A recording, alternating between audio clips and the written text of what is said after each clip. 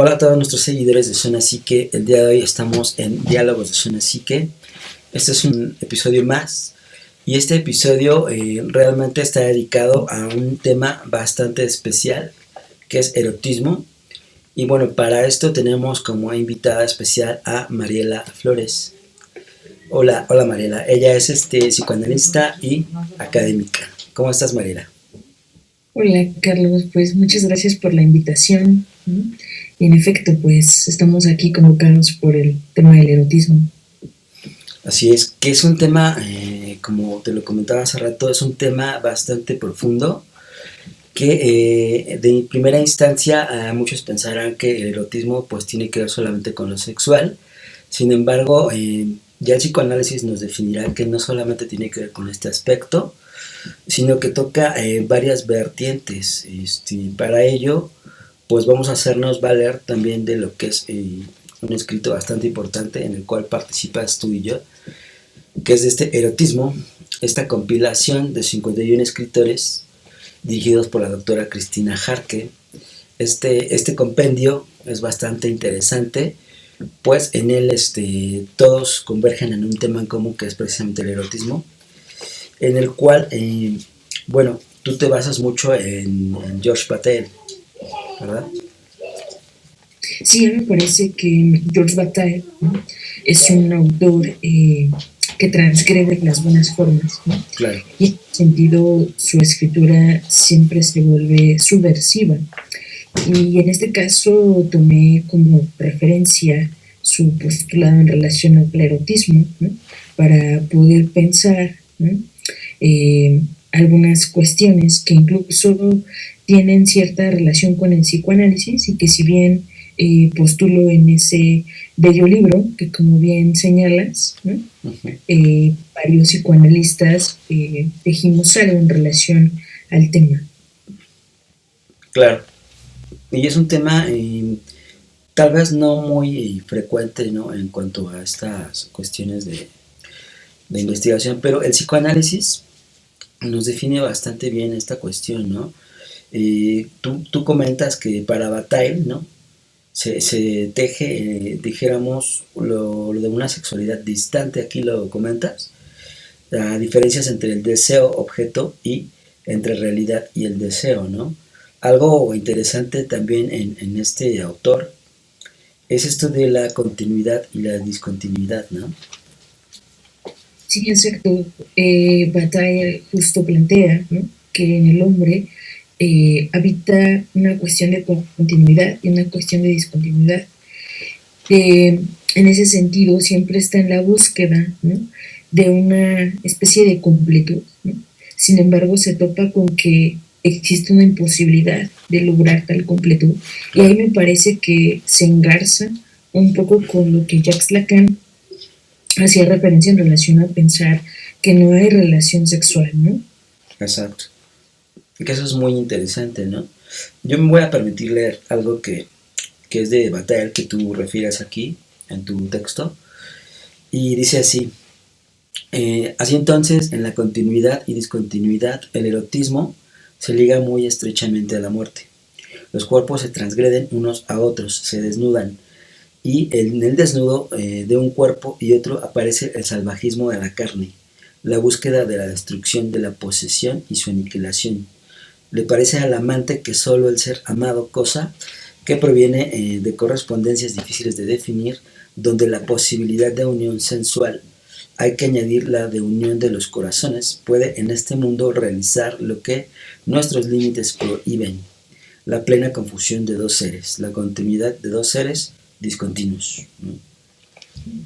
Sí, que justo el erotismo, ¿no?, es a la vez eso que distancia al hombre del animal, ¿no?, en tanto no tiene que ver con una cuestión meramente sexual en términos de reproducción, ¿no? Claro.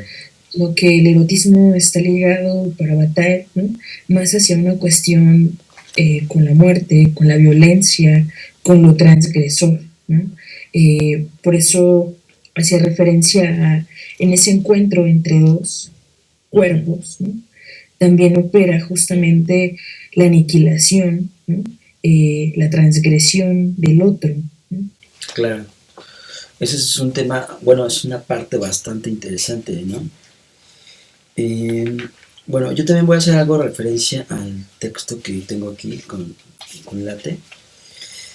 Y bueno, realmente para lo que es el erotismo, hablar de eros es algo muy profundo, ¿no? El cuerpo funge como un vehículo del erotismo, expresa la vida, expresa la fuerza de eros, y en algún momento pues también el cuerpo expresará la fuerza de Tánatos, ¿no? Que aquí, bueno, yo hago una distinción importante, que para los griegos, de alguna forma es como Tánatos la disminución y decaimiento de la fuerza propia de Eros, es decir, eh, Tánatos para los griegos era la personificación de la muerte pero sin violencia, ¿no? Su toque era implícito y delicado como el de su gemelo Hipnos, ¿no? El sueño. La muerte violenta era el dominio de sus hermanas amantes de la sangre, las Keres, asiduas al campo de batalla sobre todo, ¿no? Entonces vemos que lo erótico, Eros, se manifiesta como una fuerza psíquica de vida, ¿no? Como movimiento, creación, y de alguna forma Eros hace que el ser se recree de alguna manera, ¿no? Sí, pensar incluso la cuestión del erotismo como una potencia, ¿no? Que si bien transita entre esta continuidad y discontinuidad, ¿no? Claro. Habría que pensar incluso en ese punto al que lleva el hombre, ¿no? Como un punto de fuga, pensando un poco en el orgasmo, por ejemplo, ¿no? Como esa pequeña muerte, ¿no? Ese encuentro, desencuentro en el que quizás hay una posibilidad, ¿no? De tocar eso que está en otro orden. Claro, es bastante interesante esa cuestión, ¿no? Y de alguna forma también Eros en el individuo pretende eternizarse, ¿no? Es decir, es una fuerza, dijéramos, que no conoce un límite, sin embargo, se presenta ante una primera dificultad, que esta dificultad deviene del cuerpo y se trasciende a la mente, a la psique, ¿no? Esta es la necesidad, es decir, el cuerpo como su naturaleza es finita, ¿no? Tiende a esto de la necesidad. Esta necesidad se traduce ya en lo psíquico, pues como una demanda, ¿no? De alguna forma, como seres humanos, vinculamos hacia el otro algo que nos satisface y al mismo tiempo deseamos satisfacer al otro, ¿no? Y que a mí me parece que en esa búsqueda, ¿no?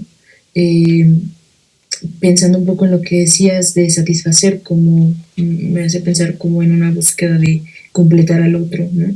Uh Y -huh. que siempre es un fracaso porque es una imposibilidad, ¿no?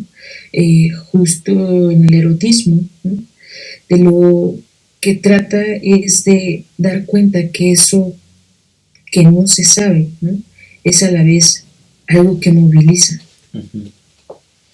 Claro. Y bueno, aquí también es algo muy interesante hablar que otorgamos valor en el otro, ¿no? El otro de alguna forma es un objeto de satisfacción, pero más allá de eso también hay una representación que anhelamos más allá del objeto, ¿no? Lacan refiere precisamente a que la diferencia entre necesidad y demanda resulta el deseo, ¿no? Y aquí hago una breve, dijéramos, una breve reseña de lo que él dijo. Dice, el deseo no es el apetito de satisfacción ni la demanda de amor, sino la diferencia que resulta de sustraer el primero de la segunda, ¿no? Esto fue en 1981 cuando lo dijo. Entonces, de alguna forma, estamos constantemente deseando en el mundo, ¿no? El deseo no se satisface, es decir, siempre es infinito, ¿no? Es la infinitud del deseo, que precisamente así se llama mi artículo, y de alguna forma tiene su origen en la naturaleza humana, ¿no? Claro, porque cuando hablamos de continuidad y descontinuidad, ¿no? Me parece que es una forma en la que, dice Bataille, la vida se hace presente hasta en la muerte, ¿no? Es decir, en el psicoanálisis damos cuenta de que el hombre como tal no busca necesariamente su bien, sino siempre se busca hacia su aniquilación, ¿no? Hacia su anulación, hacia un estado regresivo, ¿no? Y de ahí pensar, por ejemplo, la compulsión de la repetición y su relación con la pulsión de muerte. Claro, que es bastante interesante, ¿no? Ahorita que comentabas esto en lo salvaje, ¿no? En lo instintivo, en lo pulsional, me hace recordar esta cuestión de algunos tienen como fetiche, ¿no? Esto de colocar al amante, sea hombre o mujer, en una mesa, ¿no?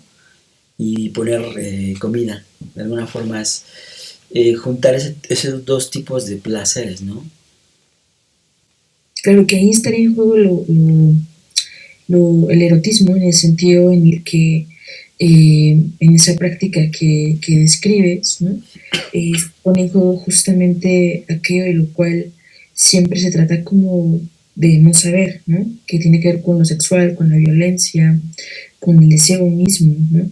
Y eso es parte también del erotismo, de lo que justamente George Bataille, ¿no? Trata como de describir a través pues de ese texto, ¿no? Transgrediendo con la escritura, ¿no? Las buenas formas de la sociedad, o de lo cual no se tendría por qué hablar, ¿no? Uh-huh. Porque puede ser aberrante, vergonzoso, pero que justamente eso también es parte de lo humano. Sí, interesante, ¿no? Que, bueno, el ser parlante, ¿no? Diría Lacan, de alguna forma también tiene mucho que decir, pero calla también muchas cuestiones, ¿no? Y en ese, bueno, yo les comentaba esto de la naturaleza humana, es el deseo, sin embargo, de alguna forma está separado de la satisfacción física puramente, ¿no? Es decir, como un ejemplo, ¿no? Algún animal pues se satisface sexualmente, pero el ser humano busca algo más allá. Es decir, el placer del cuerpo solamente es una parte, ¿no? Simbólica para el ser humano, que para completarse esa cuestión buscará esa representación en el lenguaje, ¿no? Sí, incluso pensar que el lenguaje es la posibilidad de tratar de bordear lo que no se sabe, ¿no? Uh-huh. Incluso pensaba en el erotismo que propone George Bataille, donde habla de tres, digamos, como formas, ¿no? Del erotismo. Es el erotismo de los cuerpos, de los corazones, un poco de lo que hemos ido charlando, y de lo sagrado, ¿no? Pero cuando habla de la parte de lo sagrado, dice, no es ni lo bueno ni lo malo, ni Dios, ni la creencia, sino lo sagrado tiene que ver, ¿no? eh, con todo aquello que es transgresor, ¿no? Uh-huh. Y pone el ejemplo de la muerte de Dios, ¿no? Pensando como en la pasión, Uh-huh. es más bien la representación de lo sagrado, más que la idea de Dios como tal, ¿no? Sí, que es un tema bastante interesante eso de lo sagrado también, ¿no? Que en algún momento también se tocó el late.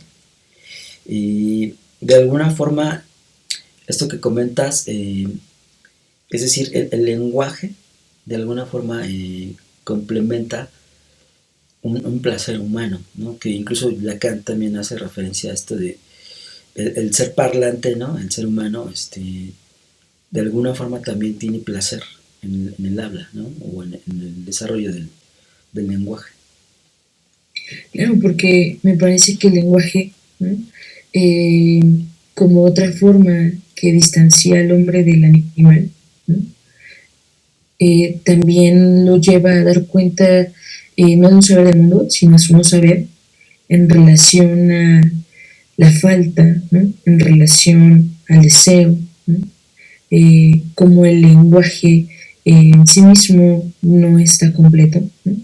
Es decir, también es la forma de aproximarnos a una continuidad y descontinuidad en tanto lo real, ¿no? Escapa a la posibilidad lingüística. Sí, de hecho, bueno, el lenguaje en sí mismo es una representación del mundo, ¿no? Es volver a presentar lo que conocemos del mundo. Y de alguna forma también es una forma de ocultarlos, ¿no? Bueno, Uh -huh. comentándoles esta cuestión de la necesidad. puramente humana, pues el ser humano se ve, recurre a esto de la necesidad del trabajo, ¿no? Que es algo que actualmente es muy, dijésemos, a lo mejor trillado, ¿no? Pero de alguna manera las nuevas generaciones sufren mucho esta cuestión lo de lo laboral. El trabajo está ligado a la necesidad humana. Y como en toda la civilización, ¿no? Y dijésemos, en todo el desarrollo de las civilizaciones, pues ahí está Eros, ¿no? De alguna forma en la cuestión creativa, pero también por las limitaciones de la misma necesidad humana converge Thanatos. De alguna forma, todas las sociedades, ¿no? Decaen. Y esto lo vemos pues a través de la historia de muchas sociedades, de muchas, los griegos, los egipcios y demás, ¿no? Pensaba ahora que lo mencionas en este texto de mm, la moral sexual cultural, ¿no? Donde Freud decía que justamente la represión es la posibilidad de que el hombre pueda habitar en cultura, ¿no? Porque mientras mantenga reprimido, ¿no? Esas pulsiones que todo el tiempo intentan, ¿no? Claro. Eh, pues entonces el hombre puede trabajar, ¿no? Y creo que por eso pensar el erotismo como eso que transgrede, ¿no? Cuando decía las buenas formas de la sociedad, es porque pensar a alguien, ¿no? Que está todo el día o todos los días solamente teniendo sexo, por ejemplo, ¿no? Pues también sería mortífero. Claro. Y es ahí, por ejemplo, que es un tema bastante, no sé, llamativo, ¿no? En esta cuestión de las que trabajan de sexo servidoras, ¿no?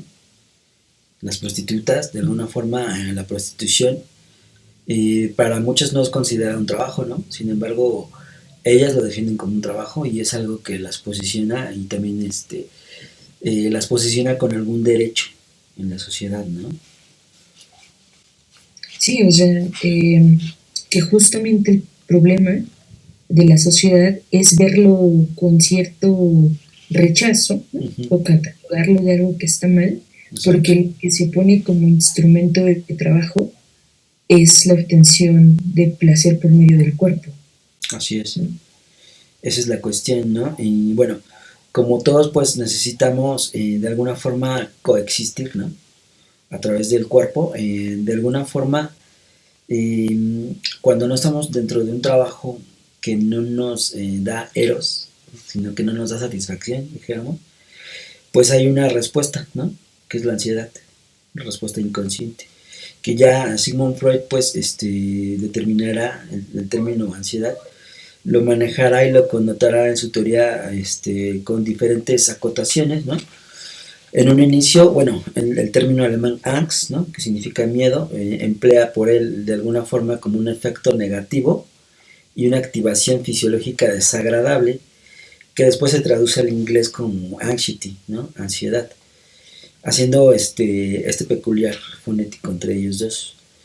Y de alguna manera para Freud se originaba como una tensión libidinal, ¿no? La libido precisamente, que ya después posteriormente la refiere como un estado inconsciente de alerta, ¿no?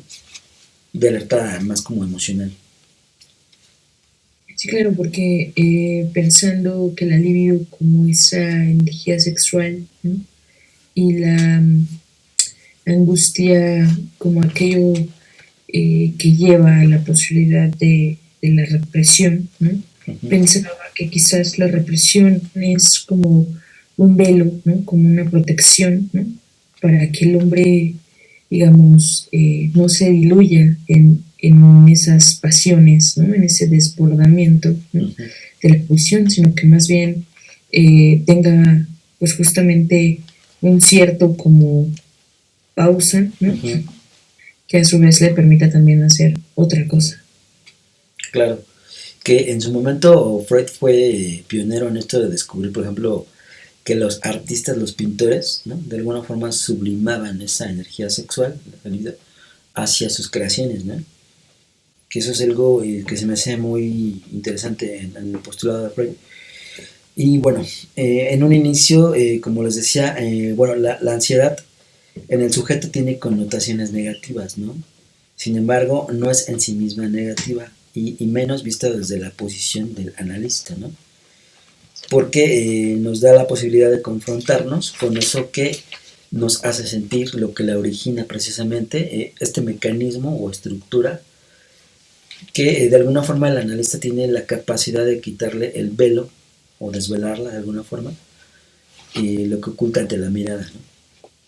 Claro, porque pensaba con esto que dices, que el psicoanálisis, ¿no? En la práctica justo también puede ser catalogado como transgresor, porque es un espacio en el cual las personas pueden hablar de lo que en otros lugares tienen que callar, sofocar o reprimir. Exacto. Eso es muy cierto, ¿no? Porque le da voz a quien no tiene voz. Y de alguna Ujú. forma la terapia psicoanalítica es darle voz al sujeto que ni siquiera podía, dijésemos, tener el valor de escucharse a sí mismo. Que uno de los postulados de Freud es decir, en algún momento, ¿no? Tenemos que ser totalmente sinceros, al menos alguna vez en nuestra vida, ¿no? Decía Freud.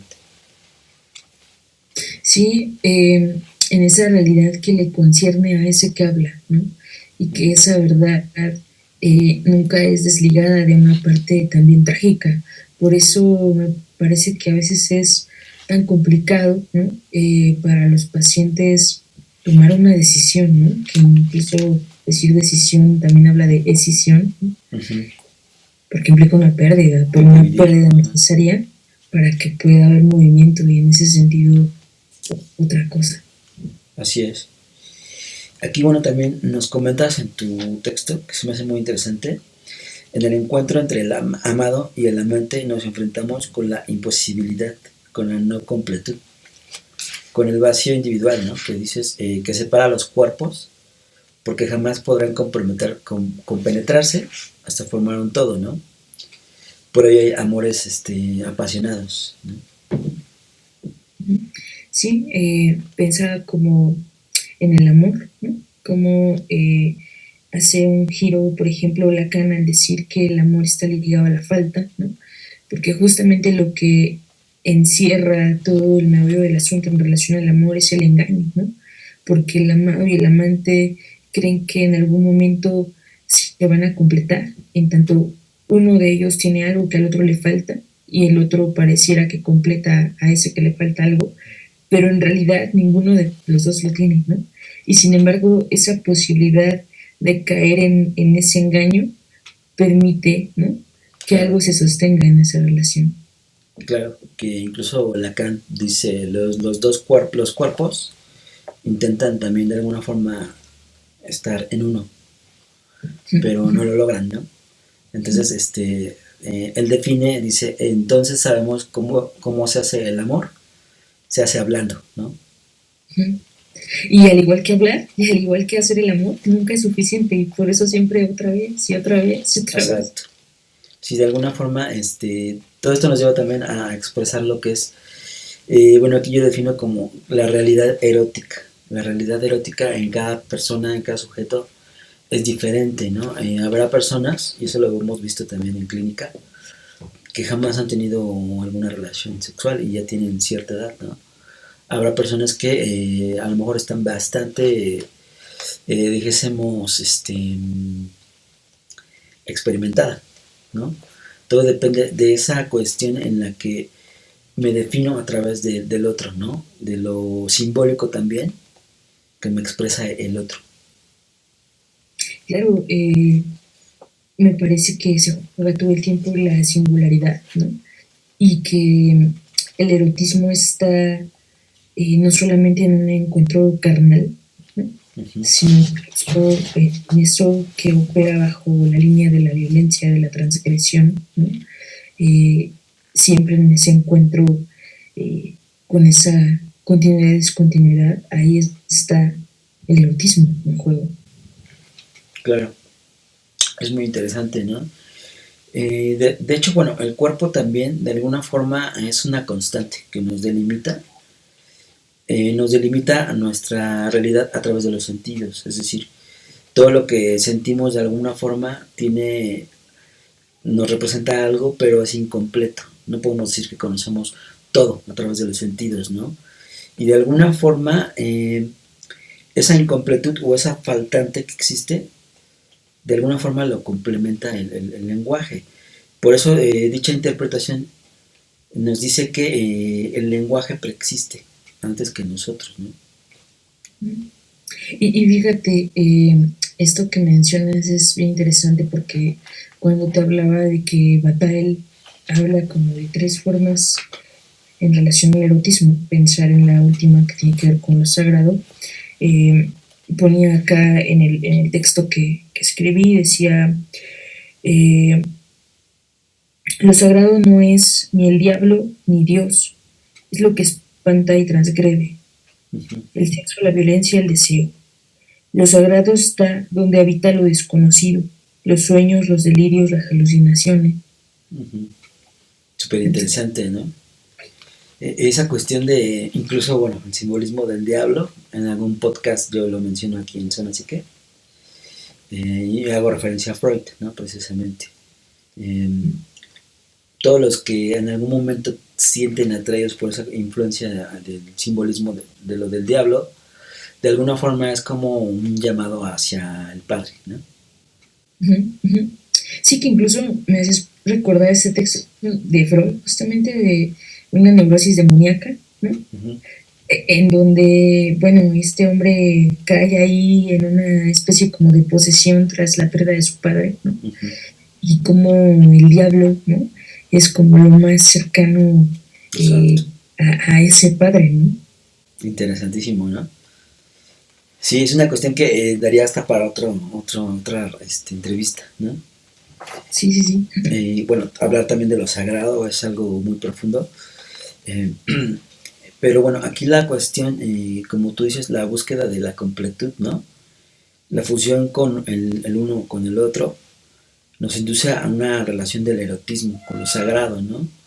Lo divino es idéntico a lo sagrado, con la reserva de la relativa discontinuidad de la persona de Dios, ¿no? Así lo refieres. Sí, o sea, no tiene que ver con Dios, con la creencia, con la religión, ¿no? Sino justamente con lo desconocido, con lo, digamos, ahí donde está la transgresión operando, ¿no? Por eso hace un momento ponía el ejemplo de la pasión, ¿no? Uh-huh. De Cristo, es más al lado de lo sagrado que la figura de Dios como tal, ¿no? Uh-huh. Que ese es otro tema bien interesante. Bueno, apenas tuve un podcast con el doctor Armando Vilchis y hacíamos referencia al héroe, ¿no? En Hollywood. Y cómo el héroe en algún momento lo estudió como un arquetipo Carlos Jung, ¿no? Esta cuestión del héroe que siempre acaba mal, de alguna forma. Eh, Cristo no quería ser crucificado, ¿no? Harry Potter no quería vencer al malvado, Frodo no quería ir al ¿cómo se llama? A deshacer el anillo y demás, ¿no? Claro, lo del héroe trágico, ¿no? Pensar un poco, recordar como en el romanticismo alemán, el héroe, la Uh-huh. figura del que quiere salvar, pero a la vez el destino es funesto, ¿no? Exacto. Orquesta esa melancolía, ¿no? Sí, es bastante interesante, ¿no? Y bueno, de hecho, bueno, el lenguaje es como una afirmación en nosotros. Ahí aparece de nueva cuenta la representación del mundo. Aparece también el erotismo como una cualidad estrictamente humana, ¿no? Entendiendo lo erótico en dos vertientes, ¿no? Lo sensual y lo sexual. Que dijésemos, ambas convergen en la psique, ¿no? La primera, pues, es una insinuación hacia el otro, insinuación del acto sexual, pero con un preludio, no hay tal acto. Y en la segunda, pues ya es la motivación más, precisamente hacia el acto más del ello, ¿no? En esto que comentas, quería leer algo de lo que Sí. escribí, que dice,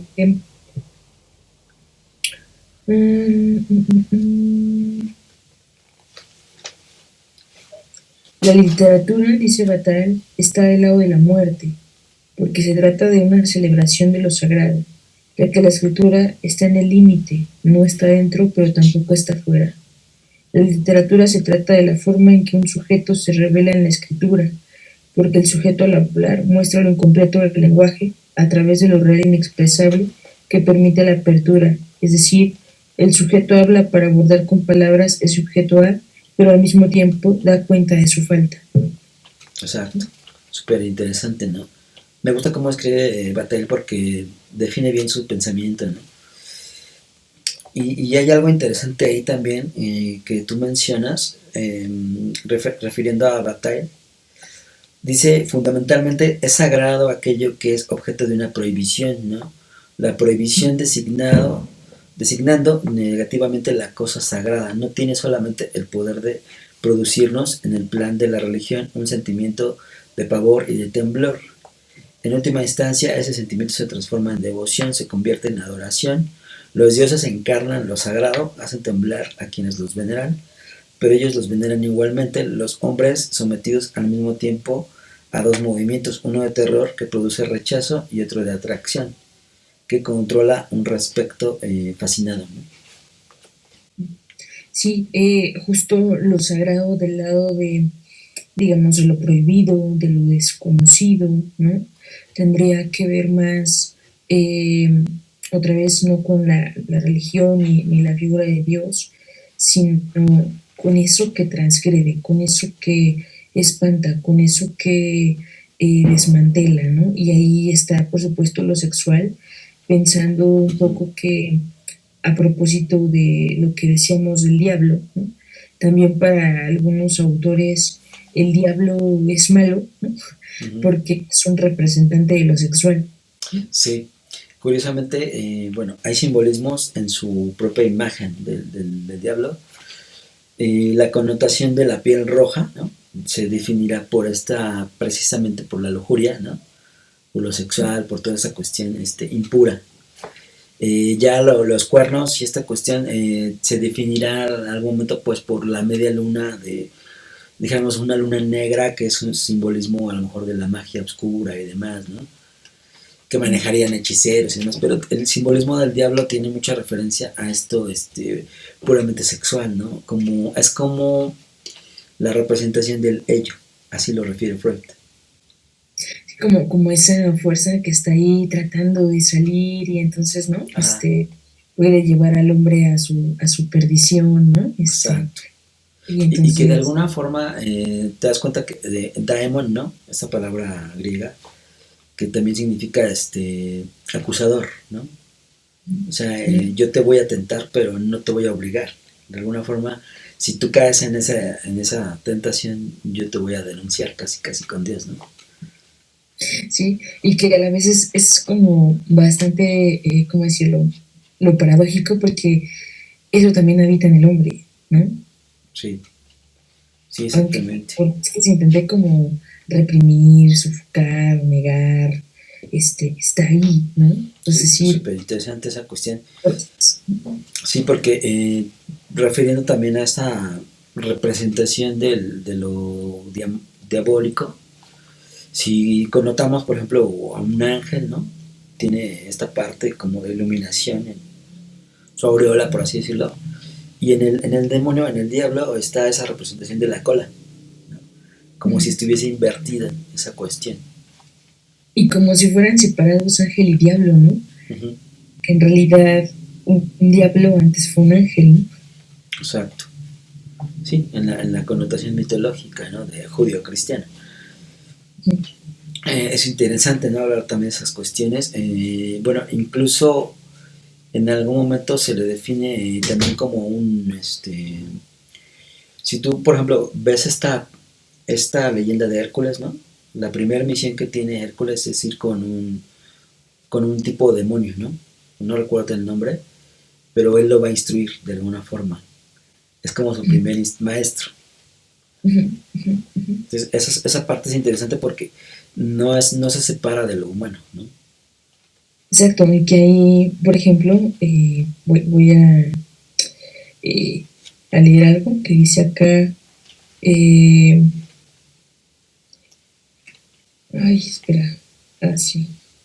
Mm, lo sagrado se vincula con la muerte en la medida en que no aparece, pero se sabe que está ahí.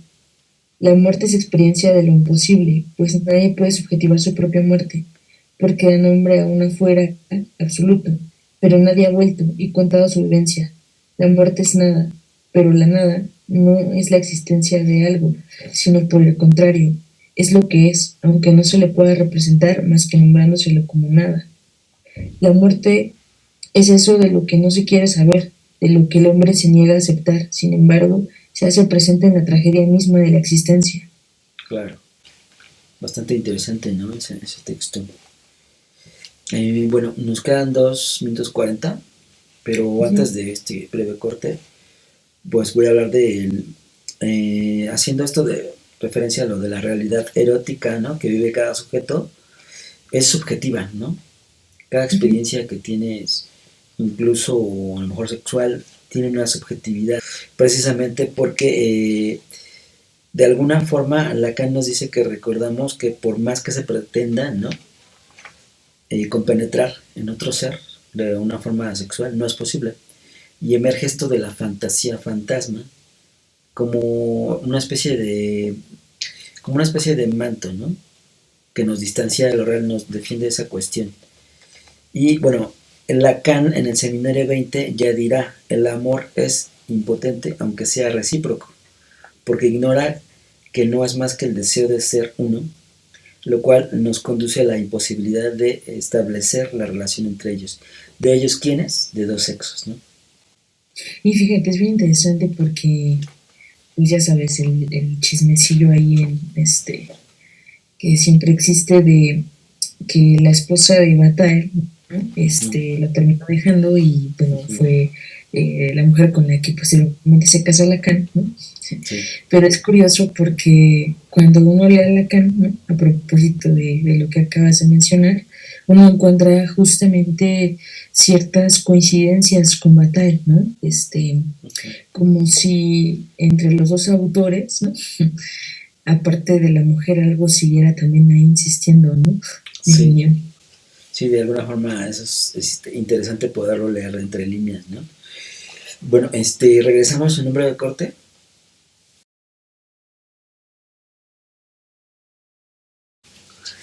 Ya estamos de regreso en de este breve corte y pues entramos a esta recta final para que pudiésemos ir concluyendo algo que pues seguramente no tendrá conclusión final, ¿verdad? Pero es un tema bastante interesante y apasionante, ¿no?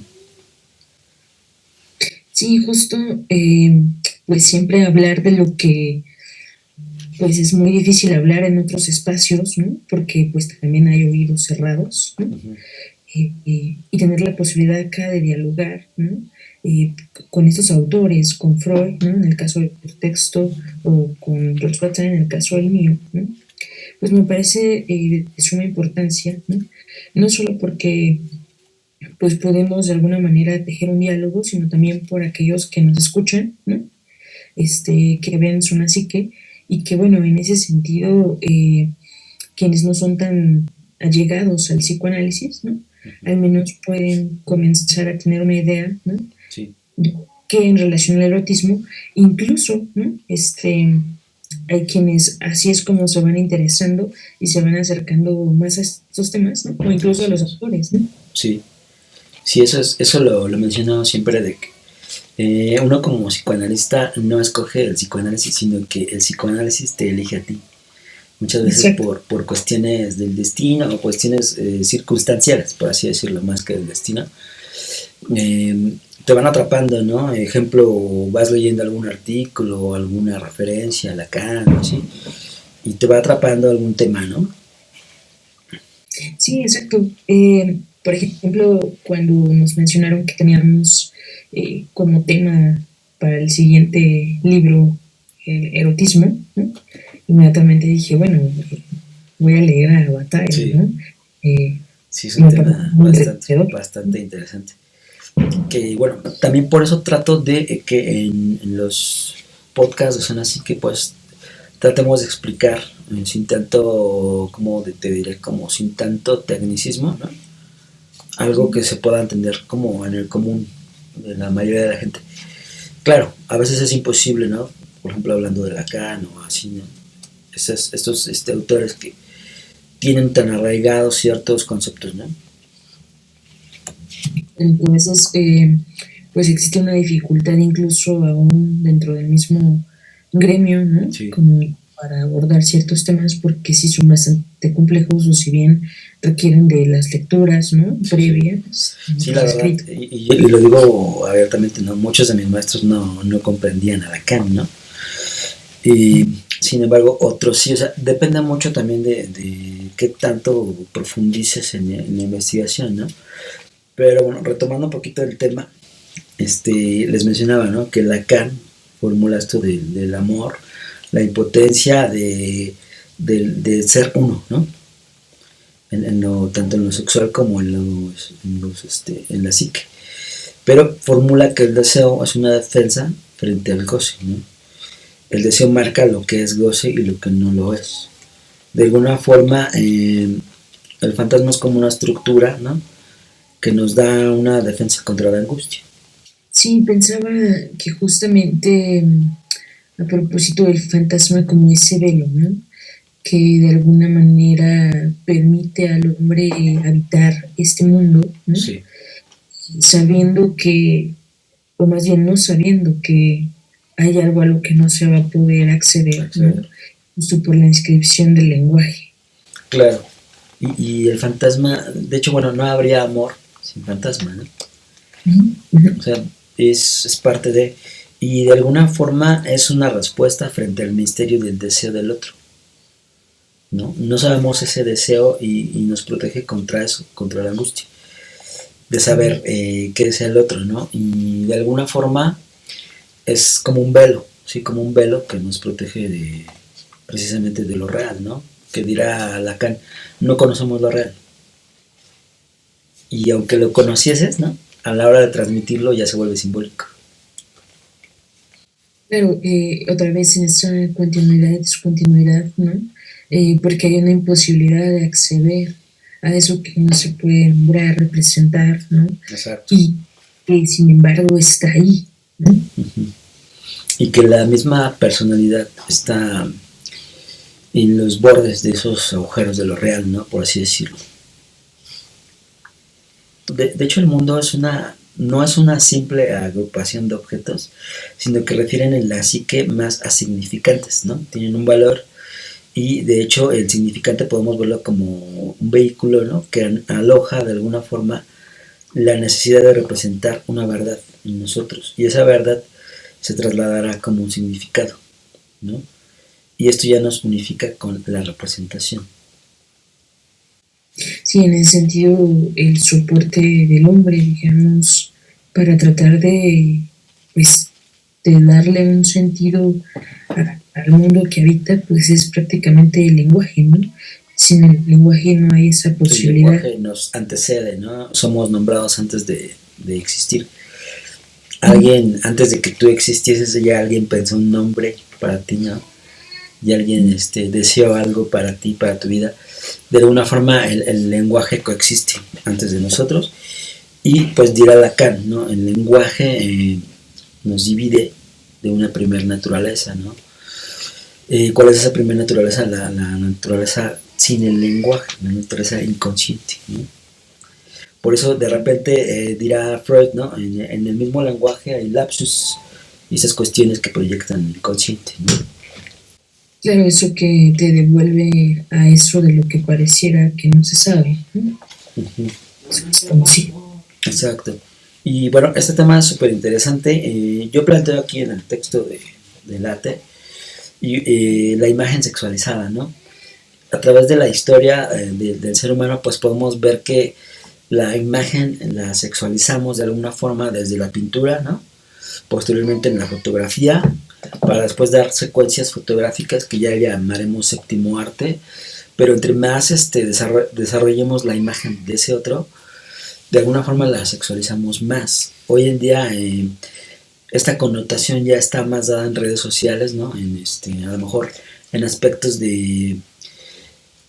de selfies, ¿no? En aspectos de a lo mejor plataformas como OnlyFans que ya están muy sexualizadas y de alguna forma ese otro está en la actualidad hipersexualizado, ¿no?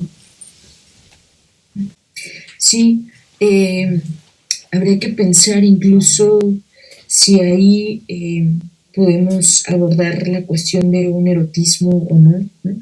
En tanto ya se van introduciendo otros elementos, pensando ahora esto de lo OnlyFans en relación a una cuestión ya que lleva de por medio algo económico, ¿no? Y en otros casos como una especie de marketing, ¿no? Uh-huh. Si en eso podemos pensar o no la cuestión del erotismo, ¿no? Claro. Bueno, es que en la modernidad, pues lo erótico se reviste de diversas formas, ¿no? En la imagen virtual, la imagen dijéramos que es como una careta, ¿no? De la tecnología que se oculta ante la mirada de ese otro, ¿no? Ilusoriamente nos sentimos más cerca, ¿no? Pero estamos más lejos del contacto, sobre todo el contacto humano real. La comunicación está incompleta y exige cuerpos que están distantes, ¿no? Las generaciones actuales ya no suelen tener muchos amigos, ¿no? Pero en sus redes sociales tienen miles.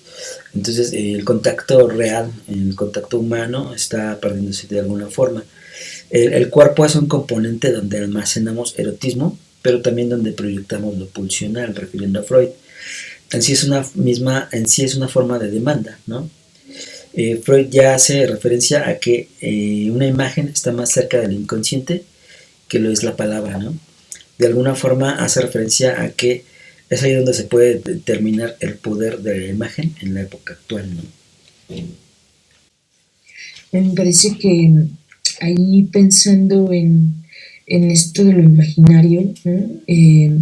Como en una especie de reinado de lo imaginario que pone en crisis lo Sí, simbólico, ¿no? así es. Habrá que pensar esto que tú planteas, ¿no? Que me parece que nos enfrentamos a eso en la parte de la clínica, ¿no? En la escucha de nuevas posiciones subjetivas, ¿no? Uh-huh. De cómo los movimientos que surgen hoy, ¿no? Van constituyendo formas de desear, usar, amar, ¿no? Por supuesto distintas a las de la época de Freud, ¿no? Sí, sí, muy distintas. Que bueno, ya muchos dirán que el síntoma de la actualidad pues sería ¿cómo le llaman? Trastorno límites, ¿no? Pero sin embargo también puedo observar, ¿no? Que hay también una especie de neurosis. Está reactivándose esa neurosis. Es decir, me oculto ante la mirada del otro, ¿no? Y eso en esencia pues es neurosis. Sí, algo que prevalece, pero algo que cambia en eso que prevalece, Uh-huh. ¿no? Exacto. Y bueno, este tema ha sido bastante interesante. No lo podríamos terminar, pero acotar pues de alguna forma, ¿no? Eh, Lacan, bueno, yo para cerrar diría que Lacan nos dice diversas formas que existen del goce, ¿no? Como el goce femenino, el goce masculino, el goce fálico, el goce del otro, inclusive el goce del síntoma, ¿no? El goce de la vida y el goce del bla bla bla, que él ya dirá en algún momento, y haciendo referencia a lo que goza, ¿no? Se vincula a diferentes formas. Dijéramos, en Lacan observamos que el goce está envuelto en un carácter de inaccesibilidad, en su definición misma de lo real como imposible lógico, ¿no? Ella dirá, si hay cuerpo, hay goce, ¿no? Y bueno, a mí me gustaría como eh, cerrar con un fragmento del texto de Erotismo de George Bataille, que dice, la poesía lleva al mismo punto que todas las formas del erotismo, a la indistinción, a la confusión de objetos distintos. Nos conduce hacia la eternidad, nos conduce hacia la muerte, y por medio de la muerte a la continuidad. La poesía es la eternidad, es la mar que se fue con el sol. Muy, muy interesante y aparte muy, casi casi poético, ¿no? La forma de escribir de Bataille. Un Súper, autor bastante enriquecedor, al igual que esta charla. así es. Pues ya más para cerrar, diría esa cuestión de que el lenguaje complementa lo que definimos como real, ¿no? Y que de alguna forma también es una forma de ocultarnos, también de esa forma que no entendemos, ¿no? El poeta, de alguna forma, en sus poesías, puede referir a algo que solamente él sabrá porque lo escribe, ¿no? Pero puede alguien entenderlo únicamente hasta que lo haya vivido. El ejemplo más claro es el amor, ¿no? Claro, me parece que ahí ponemos en juego, al igual que en el deseo, ¿no? La cuestión de la continuidad y la discontinuidad. Así es. Y bueno, ya para cerrar, pues nada más diré que el tiempo es una clave central para la vida, ¿no? Tanto biológica como psíquica, y que es, por tanto, es para expresar placer conscientemente, ¿no? Es necesario acercarnos a la experimentación más vivida de nuestro ser, ¿no? En este mundo más designada como a la homeostasis, al equilibrio, ¿no? Yo con eso cierro y pues si están interesados en estos temas, recomiendo dos libros que sería de Sigmund Freud, El malestar en la cultura, y de Jacques Lacan, Función y campo de la palabra y del lenguaje en psicoanálisis. ¿No? Y con esto agradezco mucho tu tiempo y la disponibilidad que tuviste para conmigo. Es muy enriquecedor invitarte porque también hay una reflexión y yo me llevo siempre una retroalimentación, ¿no? Al contrario, gracias a ti por permitir el diálogo, por la invitación, por este espacio que siempre es muy acogedor. Pues gracias y esperemos pues haya otra posibilidad a lo mejor de seguir hablando tanto de erotismo o de otro tema también muy significativo, ¿no? Claro que sí. Muchas gracias, Carlos. Gracias, nos estamos en contacto. Hasta luego.